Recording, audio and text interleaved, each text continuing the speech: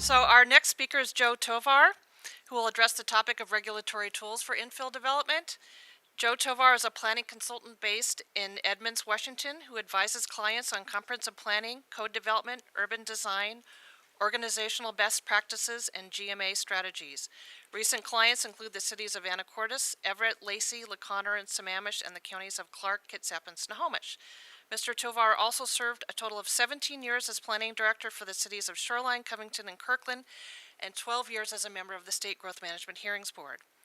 Mr. Tovar holds planning degrees and certificates from the Universities of Washington, California, and Colorado, and is an affiliate associate professor at the University of Washington. He is a member of the College of Fellows of the American Institute of Certified Planners and writes regular columns for the Municipal Research and Services Center as a planning advisor. Please welcome Joe Tovar.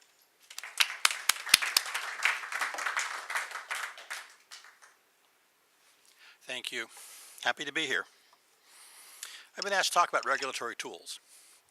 Before you reach into that toolbox and pull out a crescent wrench or a screwdriver, you need to know what is it you're trying to build. So that's why I think the first thing to talk about is what are we trying to do? The word vision has been used earlier. I think the vision is where all of this planning needs to start, because vision is values, vision is preferences, vision is priorities, and they're different from community to community. So you need to figure out what is the vision you're trying to achieve with regulatory tools and other tools. Visions typically are articulated with both words and images. In this state, under the Growth Management Act, visions are embodied then in comprehensive plans of cities and counties and subarea plans, which are portions of cities, and I'll talk about subarea plans and why those are important to infill.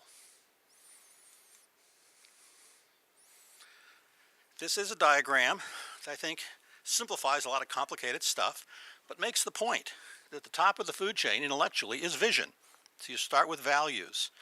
Down here at the bottom is what people see and experience every day in their community. They see private projects being built. They see public projects being built. They're aware of programs, things that are happening in the community. But these things don't happen randomly. Many of them are derived from, in the case of private projects, regulations that we'll talk about tonight. Capital projects are derived from capital budgets. Programs and policies, which is a wide range of things I'm not going to talk about, are derived from decisions made by councils, elected officials, to fund these things or to support these things or to partner with others on these things. So these are the three different methods by which a comprehensive plan is implemented under the Growth Management Act. The comprehensive plan, of course, must comply with the goals and requirements of the Growth Management Act. But the driver of what actually is the content of that plan is the vision. Now, there are a number of things the Growth Management Act describes that you could say are right on point when you're thinking about regulatory tools to achieve infill development. I've quoted just a couple of them here. The first is that the Growth Management Act calls for innovative land use management techniques. Now, what that means is we don't care what you call your zoning ordinance. If you want to have a form-based code, if you want to have a hybrid form-based code, if you want to have a Bob's Your Uncle code, the Growth Management Act doesn't really care what you call it or how it works, but it has to control land use. Development regulation is defined in the Act as controls on how land is used. What the Act is saying is, if you want to be innovative, that's great. We encourage that. This is a section that applies only to, I think, the 5 or 6 high-growth counties in the state and their cities that have got to meet certain growth targets. And they've got to come up with measures to make sure they're going to meet their allocations, their targets for the next 20 years. I make mention of this because a number of really interesting studies have been done. There's a reference down here at the bottom of the page to a report that was compiled for the city of Everett, where I was on a team that did a survey of about a dozen North American cities, asking the question, how did you stimulate, how did you accommodate and facilitate more residential development in your community? So the focus there was on residential development, not the full range of uses, but that's a resource I would refer to you to take a look at, see what might work for your community out of things that Everett is considering, others have done. And finally, comprehensive plans have many required elements, transportation, housing, land use, and so on. But this section of the statute says you can have other elements in your comprehensive plan, if you wish, including subarea plans. And I think subarea plans are a key link between vision, citywide policies, and what specifically happens in a specific portion of your community. That portion of the community could be a district, We're going to hear tonight from Ryan from Lacey about the Woodland District Subarea plan. We're going to hear from Mark Lai about implementation in that area from the private sector side. But the key component here is the city has looked at a specific portion of the city and they've decided what's important in different parts of that district. So a Subarea plan really lets you get the context for what's important to you in that part of the city. That then leads you to what are the tools you might want to use to achieve some of those ends. Subarea also can be a district or a corridor.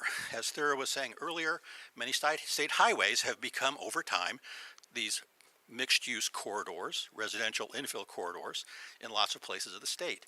This is the city of Shoreline, north of Seattle. Highway 99, getting ahead of myself here. Highway 99, this is going south to north in this image. This is the center mile, 3 miles of Highway 99 through the city of Shoreline. And I was on staff there when the council decided they wanted to create a Subarea plan for that portion of the corridor. So we talked about land uses. We had a number of regulations we'll talk about shortly.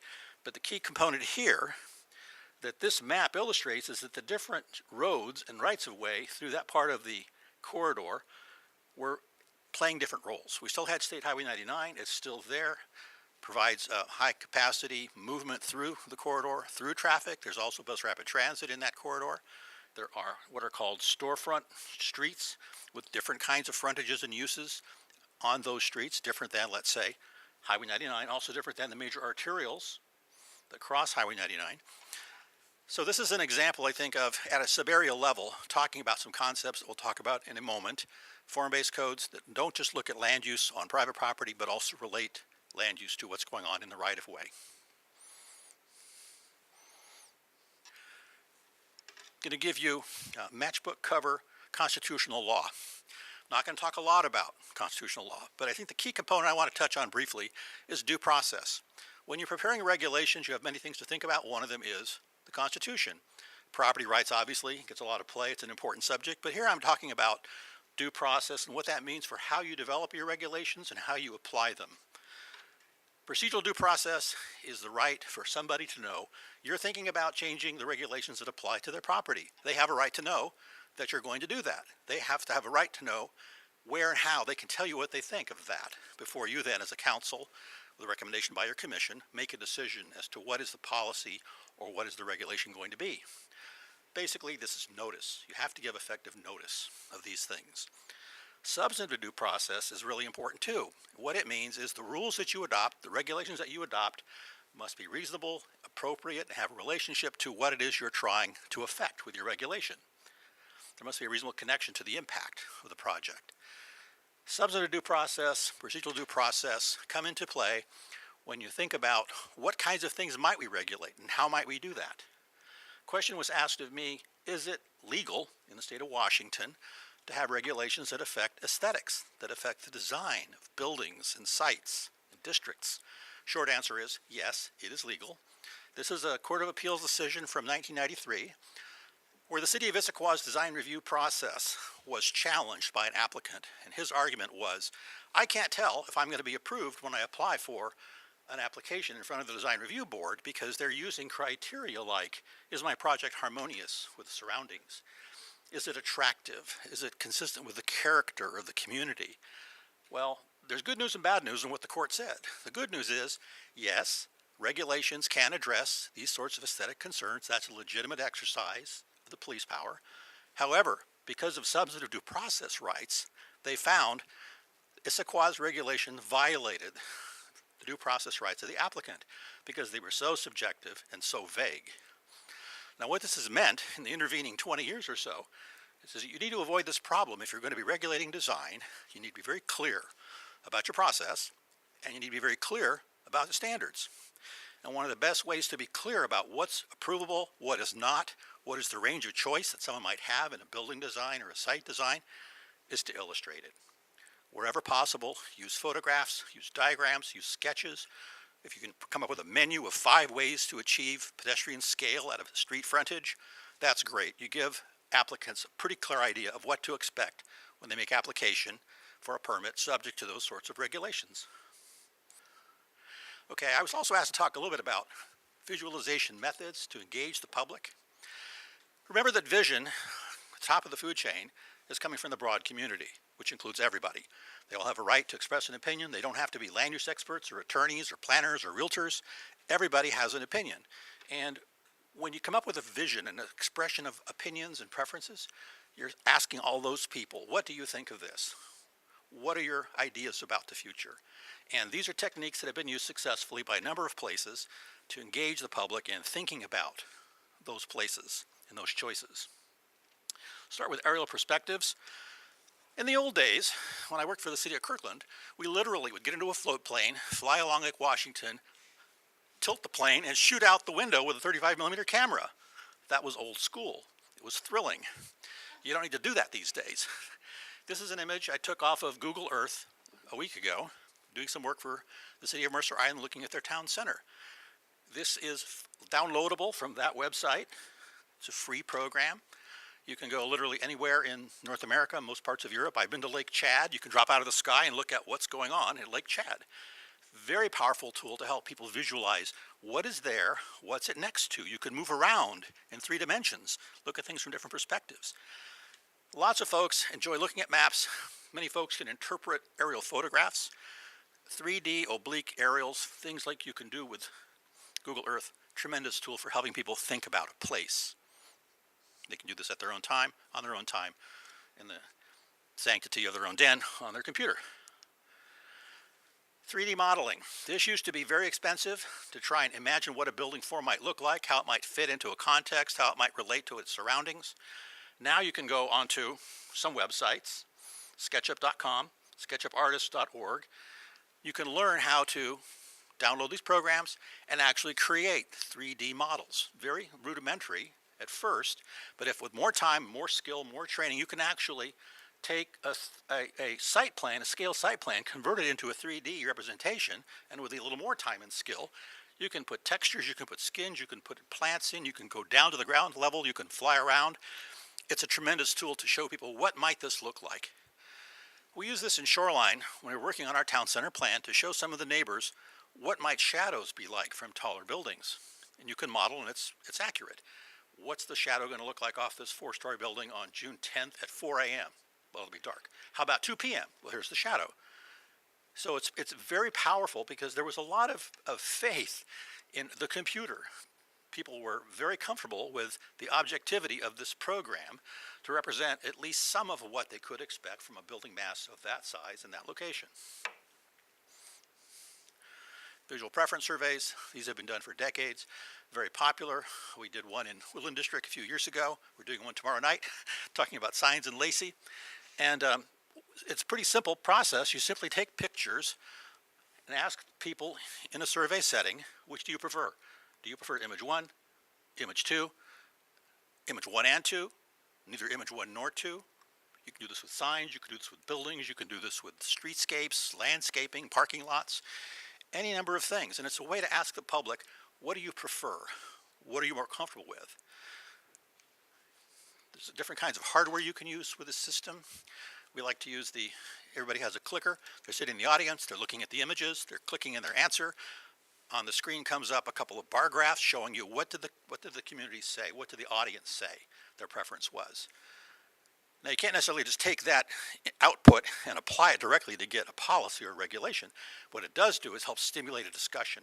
Why did we think image 1 was preferable to image 2? Why did both images 3 and 4 turn us off? So it really is, again, another tool to get people thinking about what do they see, what do they feel, what has meaning to them, and what are their preferences. Walkabouts. This is several thousands of years old. You leave the computer back at the office, you walk out to the site, and you walk around and you look at what's there. You talk to people you encounter. You ask them about how they use the space, how they experience the space, what their opinions are about issues that you might be thinking about as a council person or a planning commissioner or a member of an advisory board or just a citizen. We did this in Mercer Island actually 2 weeks ago. We invited people who were going to come to a workshop. We gave them some questions to think about. We gave them an aerial map. We sent them out and had them do these walkabouts. So when they came back then to a meeting a week ago, they had their own impressions, their own questions. They were thinking about it in the real world, not just from an airplane or from a model. And finally, design charettes, another well-used technique. There's a reference here at the bottom of this page to Charrette Institute down in Portland. If you go there, you can find out more than you ever want to know about different ways to do charrettes, different tools, equipment, ways you could do it. The concept is really pretty basic, though. You get people together to talk about an area. They maybe have gone off before they get to this setting, done the walkabouts, they've looked at photographs, they've read materials, they've formed opinions, and they come to this public setting and they have a dialogue with others around the table, facilitate a discussion of what are the issues, what's there, how well does it work, what might work better, and then capture either with some combination of drawings, sketches, maps, flip charts, what do we think might have merit as an option moving forward for this part of the community. Now, we're down to talking about specific kinds of regulations. Now that you've done all this visioning, you've tapped people's opinions, you've looked at different ideas, what might your code look like? And there's a lot of choice here. If I was going to give you 4 words of advice, these would be the 4 words. You think about regulations for infill development, you want to embrace context, not ignore it, and you want to foster character. Either build on existing character, or if there's no character there, try to create character. This is Zoning 101. Where did zoning come from in this country? It came from the village of Euclid, Ohio. 1906, they adopted the very first zoning map. 1926, the Supreme Court said zoning is legal. It is constitutional within limits. There are limits on how far you can go with zoning, but the basic notion of regulating how land is used and dividing a city up into discrete zones, allowing certain uses and not other uses in different zones, regulating building height, minimum lot size, this is the headwater for all zoning codes in this country. Most zoning codes touch on some of the things that are listed here in the bullets. This is how a Euclidean, meaning from the Euclid model, typical traditional zoning code, deals with a single block of property. Might have an R number on it, it's residential, it tells you residential is the use, typically no other uses are allowed other than residential. Back to what the village of Euclid is trying to do, separate uses. We don't want industrial mixed with residential. So there's an industrial zone and there's a residential zone. So there's the notion of segregation is deeply rooted in a lot of traditional zoning. Density usually prescribed, no more than 40 per acre, no more than 24 per acre, whatever it might be. Separate and categorized uses. Uses typically are described in excruciating detail, not just retail or office, but 85 kinds of retail, 14 of which are not allowed, 35 of which are allowed with conditional use permit, 16 others which are just flat out permitted. And every day someone will come into the counter and say, what about this use? I don't see that on the chart. Then you've got an answer, the question you have to answer. But that's very typical of zoning codes across the country. Minimum setbacks are typical. Some places have floor area ratios, and parking is always a key feature of typical zoning codes. Now, for the past 25 or 30 years in our state, many cities have adopted an overlay on top of this kind of traditional zoning scheme with design standards or design guidelines. Same block, many of the same things of the underlying zoning code are retained, but the additions are now around the perimeters of the blocks. Typically, we're looking at facade articulation, roof shapes, maximum horizontal dimensions, depths, cutouts, bump outs, and then openings at the street wall, which could be for cars, could be for people, could be windows, could be doors, could be balconies, but typically is looking at what does that building face look like from the street. Form-based code, which you probably heard a bit about, goes even beyond this. What it doesn't do, same block, it really doesn't prescribe density, it doesn't really separate or categorize uses the way the traditional codes do, and I'll explain what it does instead. It does talk about things like facade articulation. It cares about form, but it goes beyond even that. It cares about the street types. It cares about the building types that are specified. Even on a block, there might be different building types specified. Number of floors could be specified. Percentage of built site frontage specified. So here you can see this block face on this side has buildings right at the street wall, right behind the sidewalk. On this block face, buildings are set back. And you see the size and scale and the placement of these buildings can vary within the block. That's because a form-based code, and by that I mean a pure form-based code, as it is practiced in other parts of the country, is very detailed, is very prescriptive. Here's an example of what is called a regulating plan. If you go off to the Form-Based Code Institute website, you'll see things like this, examples of taking a block and chopping it up into a number of subzones, even within the block, and specifying the shape, the form, the orientation of building mass there might be allowed in that block. There will be an assignment of kinds of uses roles of fronting streets that then defines the relationship of the building to that fronting street, depending on the role of that street. A very architectural approach, a very detailed approach to regulation. Now, is this a good idea? Is this something you might want to do in your community? Plainly, it would be legal, in my view, under the state of Washington to have a form-based code. A number of cities have adopted things that they call hybrid form-based codes, which borrow many of the ideas of form-based code, but which don't go quite to the extent of some form-based codes you might find in other places in the country. Two examples. This is from Clark County, just north of Vancouver. The county wished to regulate differently. This is 99. Remember State Highway 99? This is the same highway. It's about a 3-mile stretch of unincorporated Clark County. And you can see that they retained, in some of the sub-area, more traditional Euclidean kinds of regulations for separating uses.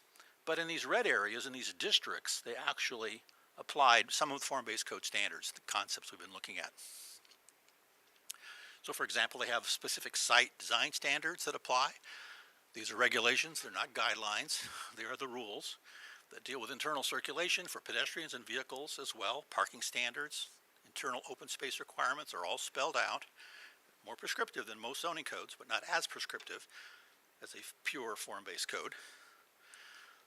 They have a lot of detailed building design standards. Now, people who have dealt with design guidelines in Washington for the past 25 years will recognize many of these things as things that design guidelines typically get at. Again, facade articulation, openings at the street wall, roof line shapes, things of that sort. So intention is spelled out. What are we trying to achieve with this regulation for the building? And then some options, potentially even some dimensions spelled out, regulations and standards that apply.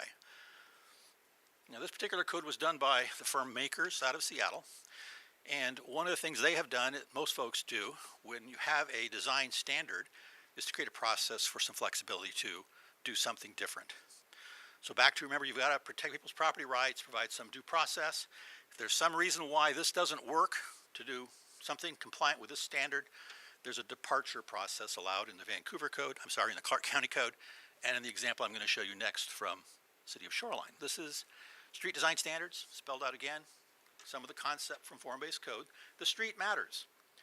Most Euclidean traditional zoning codes considered the right-of-way to be the province of the public works engineers, and traffic was the most important thing happening. Utilities was important in that right-of-way, but it was really divorced from planning for the private property where the zoning regulations applied. Form-based code and even these hybrid codes say we've got to marry those two things together.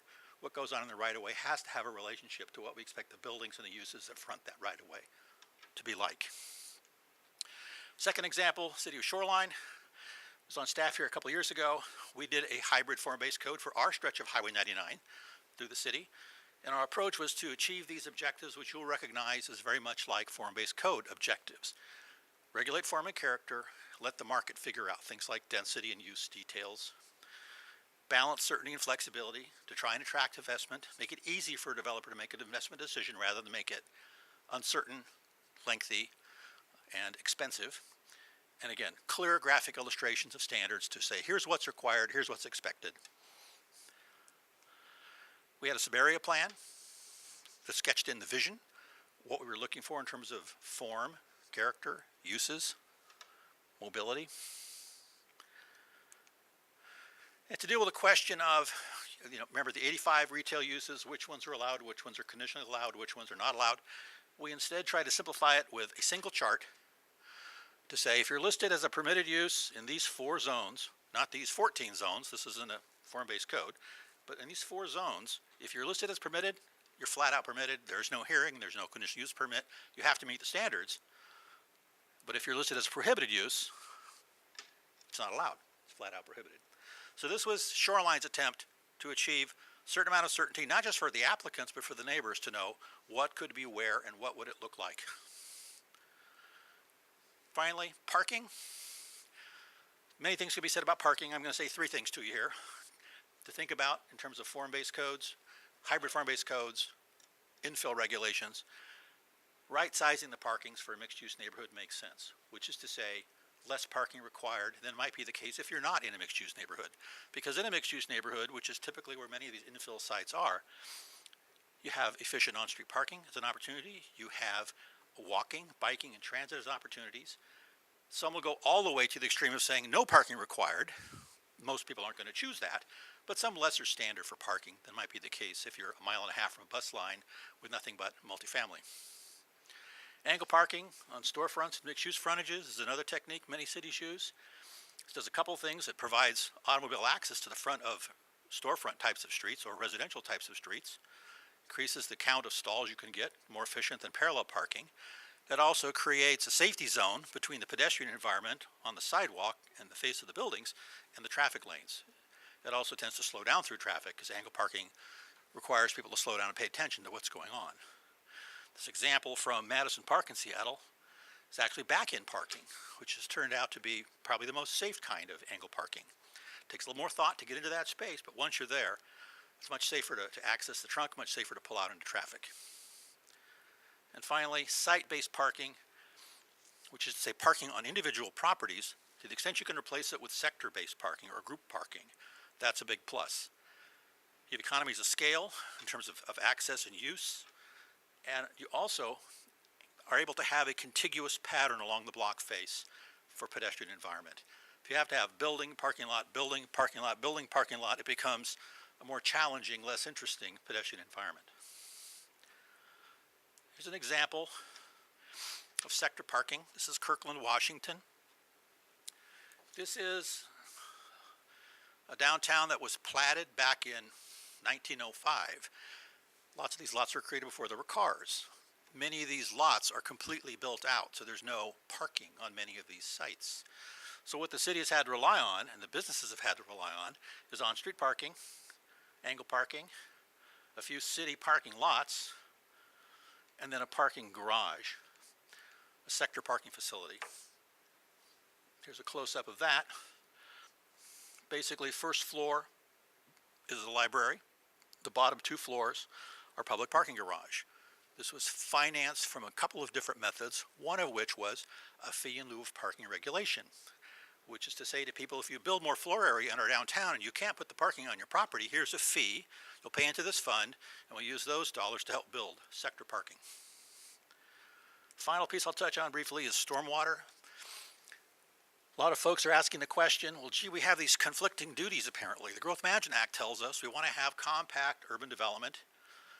The Clean Water Act and the National Pollutant Discharge Elimination System is telling us we have to manage both quality and flow of stormwater, which generally has argued for open detention ponds, grassy swales, things of that sort. So I think the dilemma that some had seen and talked about is how these are going to be in conflict. Is it going to cause sprawl when the Growth Management Act is trying to combat sprawl with concentration? Well, a couple of quick thoughts. One is the National Pollutant Discharge Elimination System, that always flows off the tongue, is administered through the Federal Environmental Protection Agency and in the state of Washington through the Department of Ecology. Ecology has done a number of reports and handbooks. This one to the legislature makes the point that compact development reduces the dependence on cars, roads, and parking spaces, and therefore reduces stormwater impacts. The EPA has actually concluded in a report, this one titled Protecting Water Resources with Higher Density Development, that compact development and high density are actually a best management practice for stormwater management, for meeting the requirements of the Clean Water Act. And they've created a hypothetical scenario here where you take 10,000 homes and say, in these 10,000 acres of watershed, how can we arrange these 10,000 homes so they have the least impact on water quality and storm flow in the watershed? And the short answer is the smaller footprint of the more dense, more intense development has less per capita impact than the 1 acre model and has much less impact regionally, although it's more impact locally. Well, then you're in the local area trying to accommodate in this infill environment, this more intense development. One of the solutions, I'll make an analogy back to the parking analogy I made a while ago about sector parking. City of Redmond and others have explored sector stormwater facilities. So having the retention facility, the treatment, and then the discharge out downstream in localized areas, not on every single parcel. Just as you don't want to have a parking lot on every parcel with infill development on it, you also don't want an open detention pond on every parcel. So this is still being pioneered, still being examined, still being discussed by the state and local governments. You'll be hearing more about this as time goes by. In closing, yes, there is a closing. I would say recognize that successful infill development, like successful city building at any scale, you should focus on context and character, because what you're doing is you're making places. So placemaking is the magic word here. Over time, uses come, uses go. Businesses come, prosper, move away, or fail. Different uses occupy the same building over time. But a strong sense of place, if you're successful in making a strong sense of place, that lasts. And that is what attracts people. That attracts business, that attracts customers, that attracts residents, and it attracts investors. So as you think about regulatory tools to apply, please keep that in mind. Thank you very much.